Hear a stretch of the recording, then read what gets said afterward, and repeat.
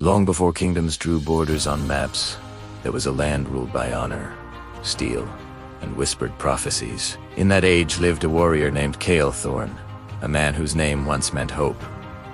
Cale was not born noble. He was the son of a blacksmith in a quiet mountain village where the loudest sounds were hammer on anvil and wind through pine trees. But from childhood, he moved differently, sharper, faster, like the world had already tried to break him and failed. When raiders from the Iron Legion descended on his village, Cale was barely 16. He fought with a woodcutter's axe beside grown soldiers and did not fall. A passing general saw him, bloodied but unbroken, and took him into the king's army. Years passed. Cale became a legend. He led the charge at the Battle of Red Hollow. He held the northern pass for 3 days without sleep. He carried wounded men out of burning siege towers. Take him the shield of Valinor. But legends are often built on quiet betrayals. The war ended not with victory, but with politics. A fragile peace was signed with the very Iron Legion that had slaughtered Cale's people.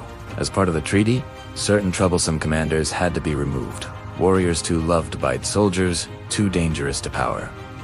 Cale was one of them. He was sent on a false mission with his closest unit men, who trusted him with their lives. In a narrow canyon, royal troops ambushed them under orders from the king's own council. Arrows fell like rain. Cale survived. Not because he was the strongest, but because he was the last one still breathing beneath a pile of his friends. When he crawled out at dawn, the canyon was silent, except for flies. He did not scream. He did not swear revenge. He did not return to the capital. Cale Thorn simply disappeared. Years passed and stories began. A corrupt tax lord found dead in a locked room. His stolen gold left in the village square. A slaver caravan vanished, its prisoners found freed with their chains neatly stacked. A general known for war crimes fell from his horse during a parade. A single throwing blade in his spine, thrown from impossibly far away. No witnesses, no boasts, no symbol, just justice. Quiet and precise. The people started whispering a new name. The Ghost of Valinor. Only the old soldiers knew the truth. Cale was not killing for anger. He was correcting the world, one guilty soul at a time. At the heart of the kingdom, old and sick but still powerful, sat Lord Malric, the counselor who had signed Cale's death order. Malric trusted walls, guards, and locked doors. But one winter night, he woke to find a chair placed beside his bed, and in it, a man with silver in his hair and scars, like maps of old wars.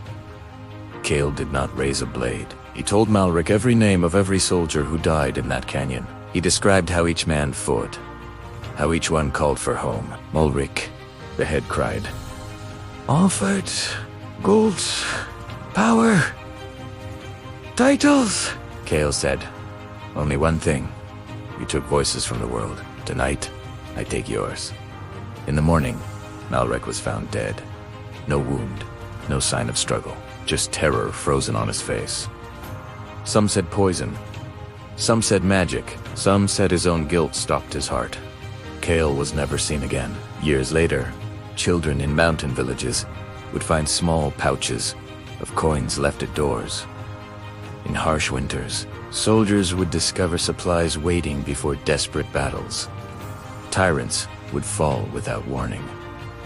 No banners, no songs, no throne.